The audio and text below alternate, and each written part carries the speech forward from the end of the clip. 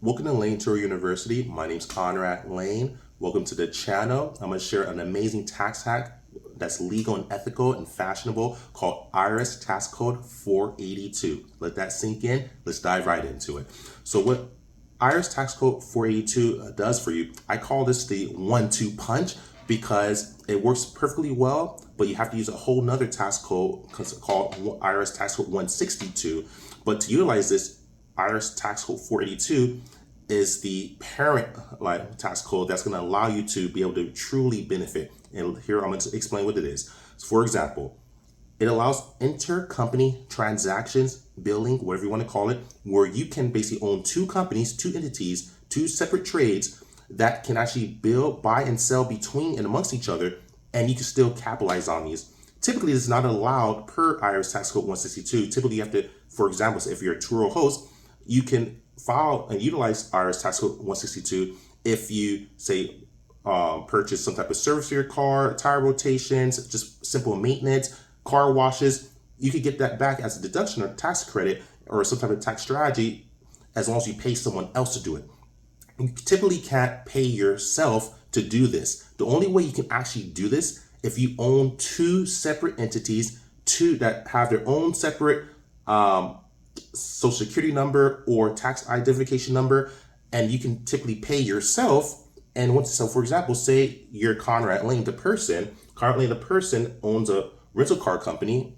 So with my social security number and my own entity as a natural person, I can own an LLC or corporation that offers the car wash service or valet service if I want to deliver cars to people.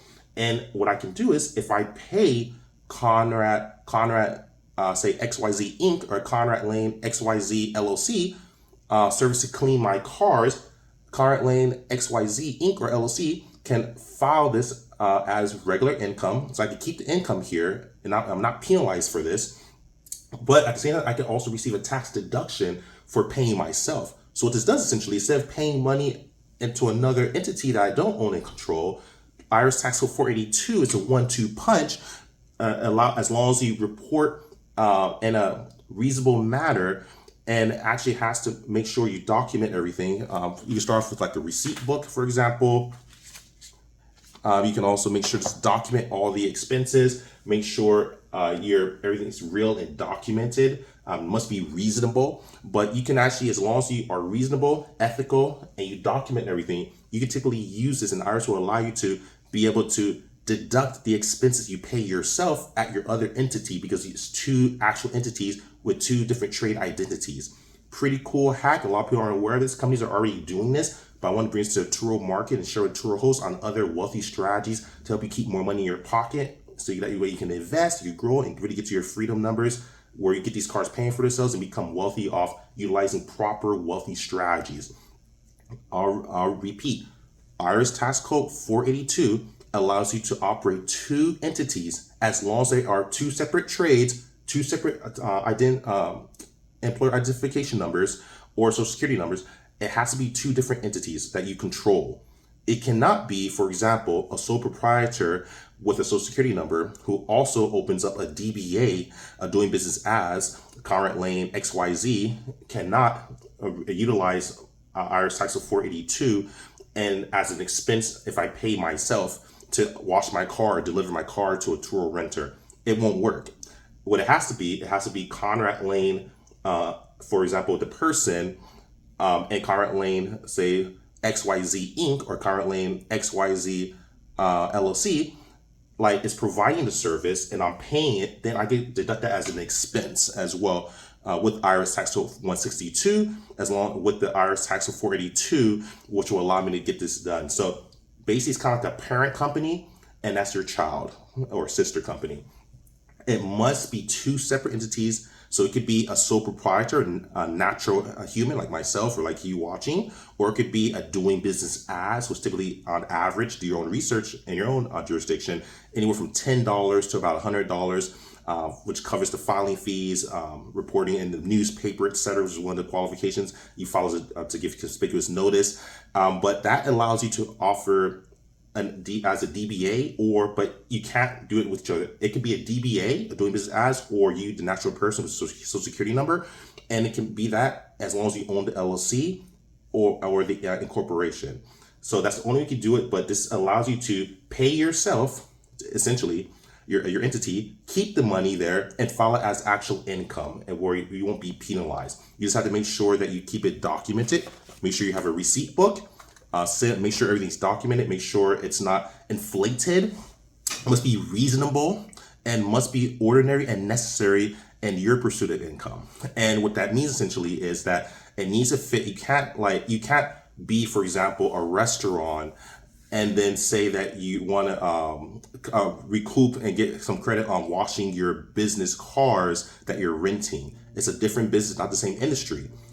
Same way where you can't be a Turo host and claim an oven, for example. Like, how is it ordinary and necessary having an oven when you're renting a Turo car? Maybe find a way that can make sense, but typically won't make sense. It needs to be in the same industry. It needs to make sense. It needs to be ordinary and necessary in your industry in the pursuit of income. Very important. And that's how you utilize IRS Tax Code 162 with IRS Tax Code 482 in an ethical fashion.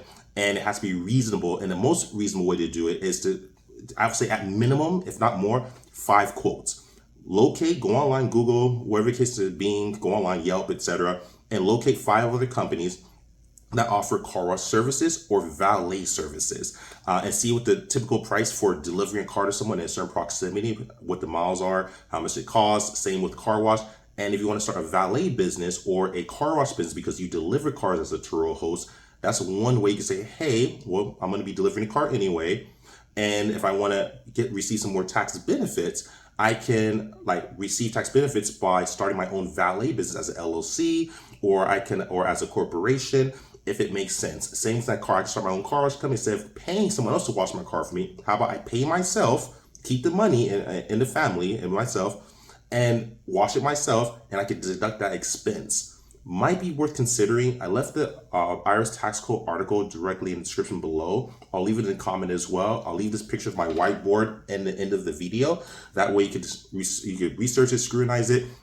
There's a think group if you have other ideas. I'm not perfect, but I'm always willing to learn. If I miss something, do not hesitate. I'm always willing to learn. That's the best way you learn, is by someone in an ethical and constructive way to scrutinize you if you made a mistake. So don't be shy. If you have ideas or something I might have missed or something that I can elaborate on further, leave it in the comments below. If you're a Turo host, let me know what you think.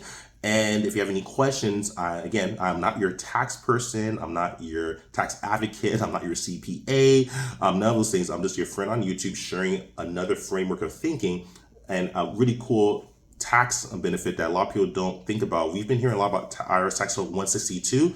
I call this the 1-2 punch, where you can actually get to the point where you utilize your own expenses that you pay, typically yourself, essentially your other identity, your other entity that you own and control. Why pay another business if you could do it yourself? Turo, you typically have to clean your car, keep them clean. So why not have your own cleaning company?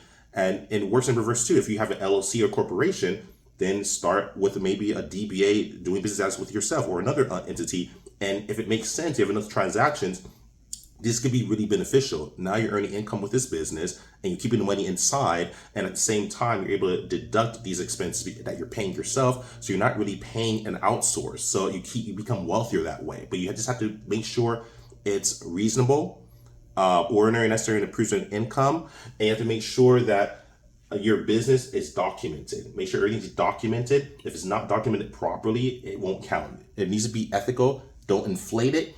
Go online and look at these 5 different companies, find what the prices are for valet services and for car washes, and stick with that and average it out from there. That way, if the IRS wants to do a scrutiny test and figure out if you're inflating the price, you can show, hey, these are my 5 quotes and I averaged it out. Bam, you're done. That's it. That's what I would highly recommend. So go online, look at least 5 different companies. If you want to start your own valet company or start your own car wash company or any other company that you can benefit from in a tax and ethical fashion, make sure you get at least minimum 5 quotes online, keep those prices and average it out. That way, if you do get scrutinized or audited by the IRS, you can protect yourself and show, hey, no, I did my research, I documented this properly, and I'm basing my price off of what's reasonable in my area, in my locale. This I'm in Los Angeles County, so maybe washing a car here is $200, but maybe if I'm in Wisconsin, for example, it's like $50. So based on your market, you want to also make sure you charge the reasonable, ethical, what's normal price in your area, essentially.